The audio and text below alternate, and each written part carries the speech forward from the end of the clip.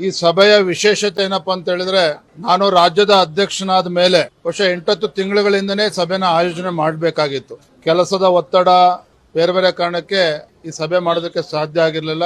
ಆದ್ರೆ ಇಂದಿನ ಸಭೆನಲ್ಲಿ ಪಕ್ಷವನ್ನ ಹೇಗೆ ಇನ್ನೂ ಬಲಪಡಿಸಬೇಕು, ಮುಂದಿನ ದಿನಗಳಲ್ಲಿ ಎಲ್ಲಾ ಸಮಾಜ ಎಲ್ಲ ವರ್ಗದ ಜನರನ್ನ ವಿಶ್ವಾಸಕ್ಕೆ ತೆಗೆದುಕೊಂಡು ಜಿಲ್ಲಾ ಪಂಚಾಯತಿ ತಾಲೂಕ್ ಪಂಚಾಯತಿ ಚುನಾವಣೆಗಳು, ನಮ್ಮ ಕಾರ್ಯಕರ್ತರ ಚುನಾವಣೆ ಹೇಗೆ ನಾವು ಚುನಾವಣೆನ ಎದುರಿಸಬೇಕು ಅಂತ ರಾಜಕೀಯ ಪಕ್ಷ ಅಂದಮೇಲೆ ಸಣ್ಣ ಪುಟ್ಟ ವ್ಯತ್ಯಾಸಗಳು ಗೊಂದಲಗಳು ಇರ್ತದೆ. ಅವೆಲ್ಲವನ್ನು ಕೂಡ ಕೇಂದ್ರದ ವರಿಷ್ಠರು ಗಮನಿಸ್ತಾ ಇದ್ದಾರೆ. ಅದು ನಮ್ಮೆಲ್ಲರ ಕರ್ತವ್ಯ. ನಾವೆಲ್ಲರೂ ಕೂಡ ಒಗ್ಗಟ್ಟಾಗಿ ಒಂದಾಗಿ ಪಕ್ಷವನ್ನ ಬಲಪಡಿಸತಕ್ಕಂತ ಕೆಲಸ ಮಾಡಬೇಕು ಅನ್ನೋ ಸಂದೇಶವನ್ನ ಸನ್ಮಾನ್ಯ ಯಡಿಯೂರಪ್ಪನವರು ಎಲ್ಲ ಹಿರಿಯರು ಕೂಡ ನೀಡಿದ್ದಾರೆ. ಮತ್ತೆ ರಾಜ್ಯದ ರಾಜಕೀಯ ಪರಿಸ್ಥಿತಿ ಬಗ್ಗೆನೂ ಕೂಡ ನಾವು ಚರ್ಚೆ ಮಾಡಿದ್ದೇವೆ. ಯಾವ ಗ್ಯಾರಂಟಿಗಳನ್ನ ನಂಬಿಕೊಂಡು ಇವತ್ತು ಕಾಂಗ್ರೆಸ್ ಸರ್ಕಾರ ಆಡಳಿತ ಪಕ್ಷ ಇವತ್ತು ಈ ರಾಜ್ಯವನ್ನ ಅಧೋಗತಿಗೆ ತೆಗೆದುಕೊಂಡು ಹೋಗ್ತಾ ಇದ್ದಾರೆ. ರಾಜ್ಯದಲ್ಲಿ ಅಭಿವೃದ್ಧಿ ಶೂನ್ಯ. ಇವತ್ತು ಬಾಣಂತಿಯರ ಸಾವಿನ ಪ್ರಕರಣ ಇರ್ಬೋದು, ನವಜಾತ ಶಿಶುಗಳ ಒಂದು ಮರಣ, ಒಂದ್ ಕಡೆ ಸರಣಿ ಮರಣ ಹೊಂದ್ತಾ ಇರ್ತಕ್ಕಂಥದ್ದು, ಭ್ರಷ್ಟಾಚಾರ, ಆತ್ಮಹತ್ಯೆ ಪ್ರಕರಣಗಳು, ಒಟ್ಟಾರೆಯಾಗಿ ಸರ್ಕಾರದ ಬಗ್ಗೆ ರಾಜ್ಯದ ಜನ ಇವತ್ತು ಬೇಸತ್ತಿದ್ದಾರೆ. ಆಡಳಿತ ಪಕ್ಷದ ಶಾಸಕರು ಕೂಡ ಮುಖ್ಯಮಂತ್ರಿಗಳ ಬಗ್ಗೆ, ಆಡಳಿತ ಪಕ್ಷದ ಬಗ್ಗೆ ಅವರೇ ಬೇಸತ್ತಿದ್ದಾರೆ. ಹಾಗಾಗಿ ಎಲ್ಲವನ್ನೂ ಕೂಡ ಅರ್ಥ ಮಾಡ್ಕೊಂಡು ನಾವೆಲ್ಲರೂ ಕೂಡ ಒಗ್ಗಟ್ಟಾಗಿ ಹೋಗ್ಬೇಕು ಅನ್ನುವ ಸಂದೇಶವನ್ನ ಇವತ್ತಿನ ಸಭೆಯಲ್ಲಿ ಎಲ್ಲ ಹಿರಿಯರು ಕೂಡ ನೀಡಿದ್ದಾರೆ. ಇವತ್ತಿನ ಸಭೆ ಯಾವುದೇ ರೀತಿಯ ಬಲ ಪ್ರದರ್ಶನ ಆಗ್ಲಿ, ಯಾರನ್ನೋ ಪಕ್ಷದಿಂದ ಉಚ್ಚಾಟನೆ ಮಾಡಬೇಕು ಈ ವಿಚಾರ ಆಗ್ಲಿ, ಇದ್ಯಾವುದು ಕೂಡ ಈ ವಿಚಾರನ ಇಟ್ಕೊಂಡು ಸಭೆ ಸೇರಿರ್ತಕ್ಕಂಥದ್ದಲ್ಲ. ಪಕ್ಷವನ್ನ ಹೇಗೆ ಸರಿಪಡಿಸಬೇಕು ಅಂತಕ್ಕನ್ನ ಅನ್ನುವ ಕರ್ತವ್ಯ ರಾಜ್ಯದ ಅಧ್ಯಕ್ಷನಾಗಿ ನಂದು ಕೂಡ ಇದೆ.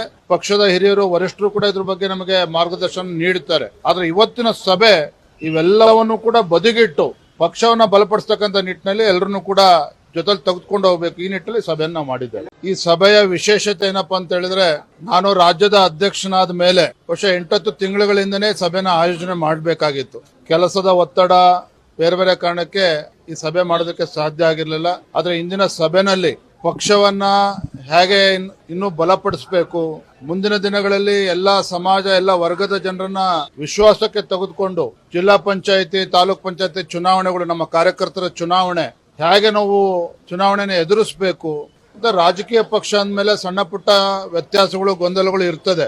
ಅವೆಲ್ಲವನ್ನು ಕೂಡ ಕೇಂದ್ರದ ವರಿಷ್ಠರು ಗಮನಿಸ್ತಾ ಇದ್ದಾರೆ. ಅದು ನಮ್ಮೆಲ್ಲರ ಕರ್ತವ್ಯ. ನಾವೆಲ್ಲರೂ ಕೂಡ ಒಗ್ಗಟ್ಟಾಗಿ ಒಂದಾಗಿ ಪಕ್ಷವನ್ನ ಬಲಪಡಿಸತಕ್ಕಂತ ಕೆಲಸ ಮಾಡಬೇಕು ಅನ್ನೋ ಸಂದೇಶವನ್ನ ಸನ್ಮಾನ್ಯ ಯಡಿಯೂರಪ್ಪನವರು ಎಲ್ಲ ಹಿರಿಯರು ಕೂಡ ನೀಡಿದ್ದಾರೆ. ಮತ್ತೆ ರಾಜ್ಯದ ರಾಜಕೀಯ ಪರಿಸ್ಥಿತಿ ಬಗ್ಗೆನೂ ಕೂಡ ನಾವು ಚರ್ಚೆ ಮಾಡಿದ್ದೇವೆ. ಯಾವ ಗ್ಯಾರಂಟಿಗಳನ್ನ ನಂಬಿಕೊಂಡು ಇವತ್ತು ಕಾಂಗ್ರೆಸ್ ಸರ್ಕಾರ ಆಡಳಿತ ಪಕ್ಷ ಇವತ್ತು ಈ ರಾಜ್ಯವನ್ನ ಅಧೋಗತಿಗೆ ತೆಗೆದುಕೊಂಡು ಹೋಗ್ತಾ ಇದ್ದಾರೆ.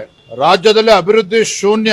ಇವತ್ತು ಬಾಣಂತಿಯರ ಸಾವಿನ ಪ್ರಕರಣ ಇರ್ಬೋದು, ನವಜಾತ ಶಿಶುಗಳ ಒಂದು ಮರಣ, ಒಂದ್ ಕಡೆ ಸರಣಿ ಮರಣ ಹೊಂದ್ತಾ ಇರ್ತಕ್ಕಂಥದ್ದು, ಭ್ರಷ್ಟಾಚಾರ, ಆತ್ಮಹತ್ಯೆ ಪ್ರಕರಣಗಳು, ಒಟ್ಟಾರೆಯಾಗಿ ಸರ್ಕಾರದ ಬಗ್ಗೆ ರಾಜ್ಯದ ಜನ ಇವತ್ತು ಬೇಸತ್ತಿದ್ದಾರೆ. ಆಡಳಿತ ಪಕ್ಷದ ಶಾಸಕರು ಕೂಡ ಮುಖ್ಯಮಂತ್ರಿಗಳ ಬಗ್ಗೆ, ಆಡಳಿತ ಪಕ್ಷದ ಬಗ್ಗೆ ಅವರೇ ಬೇಸತ್ತಿದ್ದಾರೆ. ಹಾಗಾಗಿ ಎಲ್ಲವನ್ನೂ ಕೂಡ ಅರ್ಥ ಮಾಡ್ಕೊಂಡು ನಾವೆಲ್ಲರೂ ಕೂಡ ಒಗ್ಗಟ್ಟಾಗಿ ಹೋಗ್ಬೇಕು ಅನ್ನುವ ಸಂದೇಶವನ್ನ ಇವತ್ತಿನ ಸಭೆಯಲ್ಲಿ ಎಲ್ಲ ಹಿರಿಯರು ಕೂಡ ನೀಡಿದ್ದಾರೆ. ಇವತ್ತಿನ ಸಭೆ ಯಾವುದೇ ರೀತಿಯ ಬಲ ಪ್ರದರ್ಶನ ಆಗ್ಲಿ, ಯಾರನ್ನೋ ಪಕ್ಷದಿಂದ ಉಚ್ಚಾಟನೆ ಮಾಡಬೇಕು ಈ ವಿಚಾರ ಆಗ್ಲಿ, ಇದ್ಯಾವುದು ಕೂಡ ಈ ವಿಚಾರನ ಇಟ್ಕೊಂಡು ಸಭೆ ಸೇರಿರ್ತಕ್ಕಂಥದ್ದಲ್ಲ. ಪಕ್ಷವನ್ನ ಹೇಗೆ ಸರಿಪಡಿಸಬೇಕು ಅಂತಕ್ಕನ್ನ ಅನ್ನುವ ಕರ್ತವ್ಯ ರಾಜ್ಯದ ಅಧ್ಯಕ್ಷನಾಗಿ ನಂದು ಕೂಡ ಇದೆ. ಪಕ್ಷದ ಹಿರಿಯರು ವರಿಷ್ಠರು ಕೂಡ ಇದ್ರ ಬಗ್ಗೆ ನಮಗೆ ಮಾರ್ಗದರ್ಶನ ನೀಡುತ್ತಾರೆ. ಆದ್ರೆ ಇವತ್ತಿನ ಸಭೆ ಇವೆಲ್ಲವನ್ನು ಕೂಡ ಬದಿಗಿಟ್ಟು ಪಕ್ಷವನ್ನ ಬಲಪಡಿಸತಕ್ಕಂತ ನಿಟ್ಟಿನಲ್ಲಿ ಎಲ್ಲರನ್ನೂ ಕೂಡ ಜೊತೆಲಿ ತೆಗೆದುಕೊಂಡು ಹೋಗ್ಬೇಕು, ಈ ನಿಟ್ಟಿನಲ್ಲಿ ಸಭೆಯನ್ನ ಮಾಡಿದ್ದೇವೆ.